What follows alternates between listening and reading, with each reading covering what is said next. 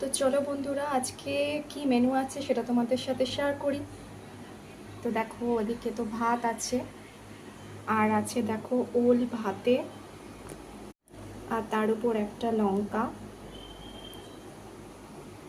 আর এদিকে আছে গাজর, বেগুন আর করলা। অল্প অল্প মানে একটু শুকিয়ে শুকিয়ে যাচ্ছিল, তো ভেজে দিয়েছি। আর আছে দেখো ডাল, এটা কিন্তু মুসুর ডাল, সিদ্ধই করেছি, কাঁচা তেল দিয়ে দিয়েছি, খুব ভালো লাগে। আর আছে দেখো,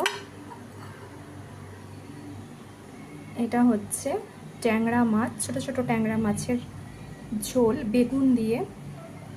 আর দেখো কি আছে, এই যে কাতলা মাছের আলু দিয়ে একটা ঝোল।